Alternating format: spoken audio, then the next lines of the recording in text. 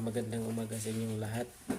Bali, mga guys, ito ang balita bali no na sinasabi ni Governor General Diokno noong June 22 bali na kailangan na mag-digital na ang ating bansa, at ito ang mga sinasabi niya no bali no. Atin lang pakinggan ang mga sinasabi ni Diokno para alam natin ang mga bagong update ngayon sa ating bansa bali, at pakinggan natin bali. Ito, pakinggan natin.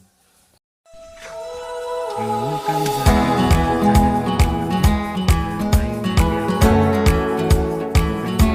mga PBM dyan at Duterte.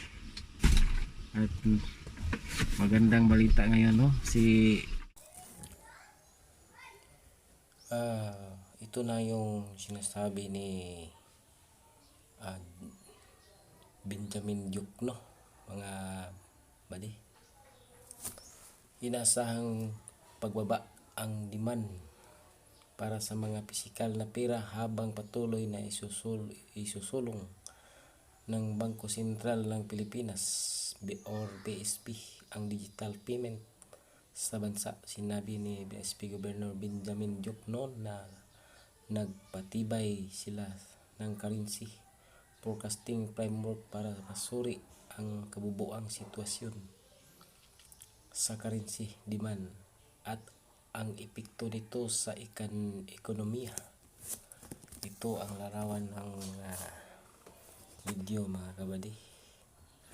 Sa Manila, ang digitalisasyon ng sistema ng pagbabayad ay inaasahang pagbaba ng demand para sa mga pisikal na pera, at ito ay magbabawas sa gasto para sa paggawa ng mga banknot at barya ayon sa Bangko Sentral ng Pilipinas or BSP. Sa virtual briefing nitong Lunes, sinasabi ng Bangko Sentral Governor Benjamin Diokno na ang paglitaw ng contactless payment technology ay nagbago ng retail payment system. Ang paggamit ng mga banknot at barya ay inaasahang taper up sa paglipas ng panahon, lalo na ang mababang demonisasyon ng mga pera. Sinabi ni Diokno na ang Bangko Sentral ng Pilipinas ng isang currency issuer sa bansa ay nagsisiguro ng napapanahon at sapat na supply ng maganda at dekalidad na mga papel at barya sa pinaka cost effective at epesyenteng paraan. Sinabi niya na ang BSP ay nakipagtulungan din sa ilang mga katapat sa ibang bansa upang ihambing ang mga tala tulad ng sa pagtataya ng pera. Sinabi ni Diokno na inoprobrahan ng Monetary Board MB ang policy making ng Central Bank noong Enero 8, 2020 at forecasting framework ng Bangko Sentral ng Pilipinas na gumagamit ng econometric models na nag-ugnay sa isang set ng macroeconomic variables sa currency management variables. Ang nagbabagong halo ng demonisasyon ng pera ay dapat natugma sa tunay na pangangailangan bilang tugon sa mga pagbabago sa pangyayari tulad ng paggamit ng e-payment, antas ng presyo at mga kagustuhan ng mamimili. Sabi niya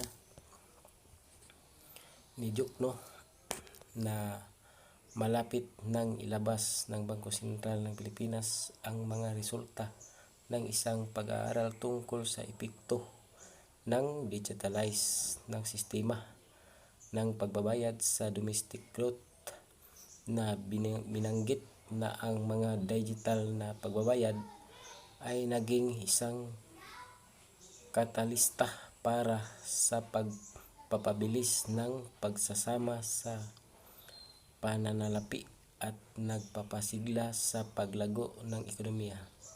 Binanggit ang mga resulta ng isang pag-aaral ginagawa mula 2015 hanggang 2019 na sumaklaw sa 70 ekonomiya na nakapansin sa epekto ng paglipat sa mga digital na pagbabayad. Sinabi niya ang paggamit sa cashless na pagbabayad ay nagdagdag ng humigit kumulang US dollar 245 bilyon sa tunay na gross domestic product GDP ng mga bansang ito. Ang antas ng pagkonsumo ng mga mamimili at pagbuo ng trabaho ay nag-ambag sa pangkalahatang produktibidad at paglago ng ekonomiya. Idinagdag niya sa kaso ng Pilipinas, sinabi ni Diokno na ang digitalisasyon ng pagbabayad ay nag-push ng malaking paglago sa nakalipas na 12 buwan. Ito ay naglipat sa amin sa paggamit ng aming layunin na baguhin ang hindi bababa sa kalahati ng mga retail na pagbabayad sa pamamagitan ng digital na anyo sa pamamagitan ng 2023. Sabi niya, dahil humigit kumulang 99% ng mga negosyo sa bansa ay accounted para sa micro, small and medium enterprises MSMEs, sinabi ni Diokno na ang paglipat patungo sa digital payment ay nakinabang hindi lamang sa sektor kundi sa pangkalahatang ekonomiya. Mga tuntunin ng paglago at produkto. Bukod dito, ang pag-akses ng MSME sa mga digital na pagbabayad ay maaaring unang hakbang sa digital financial inclusion, kaya ang kontribusyon ng MSMEs sa financial inclusion ay ginagawa silang mahalagang bahagi ng pangkalahatang paglago ng ekonomiya ng bansa. Dagdag pa niya. Yan mga kabady, atin na nabasa maliwanag na ang digital by 2023 dapat nang ma-implement ito dahil ito lang ang makalago ng ekonomiya sa bansa, at mabawasan ang gasto ng mga paggawa ng pera at pagprint, lalong-lalo na sa barya badi. Malaki pala ang gasto ng magawa ng pera. O sa mga nagsasabi niya na malabo daw itong ma-aprobahan, sa marami mga kahaka dahil hindi ito na masyadong napaliwanag sa mga media. Ito na ang mga patunay na sinasabi ng Bangko Sentral ng Pilipinas, sinabi ni Gobernador Benjamin Diokno, may mga kaugnay na kwento pa na umalis na ang Pilipinas sa pagdaigdigan inisyatiba sa transparency ng executive. Pinalawak ng SEC ang mga opsyon sa pagbabayad sa online. Ang Magazine Investor ay nagtataas ng 1.5 billion para sa Philippine medium firms.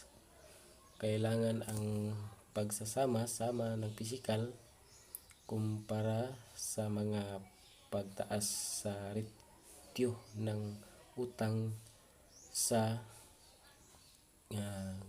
GDF, no? GDP. Kinakailangan na ngayon ng sistema ng pagsubaybay sa pagpandaraya para sa mga institusyong pangpinansyal. Itinaas ng Fed ang mga rate ng interes ng kalahating punto, pinapataas ang laban sa inflation. Yan ba din, no? Ang koleksyon ng GSIS sa pamamagitan ng pagbayad ay umabot sa 113 milyon. Nagrehistro ang TDF ng mga under subscriptions. Tumaas ang mga rate. Inilusad ng Land Bank ang produkto ng mga solusyon sa pagbayad ng inilusad ng BSP. API ang Cash Agent Registry. Yan ba din, no? Nakita natin na ang Philippine News Agency ay isang web newsware service sa gobyerno ng Pilipinas ilalim ng mga siwa ng New and Information Bureau. Yan mga kabady, ang balita, no?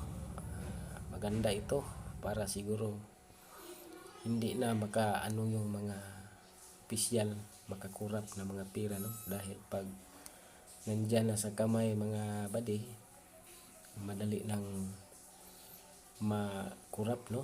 Sinasabi ni Ruben na galing sa pagbigay, ang ginawang tulong, imbis na malaki, truso, pagdating sa mga tunay na nakatanggap ay toothpick na. Ito na mga sinasabi ba din, no? Pag magawa ito ba din ng administrasyon ay talagang wala ng kurap, no? Kasi tulad ng DSWD, pag digital payment na ay hindi na talaga mapunta sa iba yung pag napangalan mo at doon sa pangalan mo na tanggap. Kung mayroon kang hinahawakan na mga ID siguro ba din, no? Ito na ba di? Update muna tayo sa mga balita, no? Maraming salamat sa inyong panonood, no, sa aking munting video sa araw na ito. At huwag niyong kalimutan mag-subscribe sa aking channel, Lards TV Vlog, at mag-like, comment sa aking notification bell. Maraming salamat po sa inyong lahat. Hanggang sa susunod ng mga video ko. Bye bye mga badi at mga ano dyan, mga PBM at Sara team, no? Bye bye sa inyo lahat ng mga tao dito sa ating Pilipinas. Bye bye.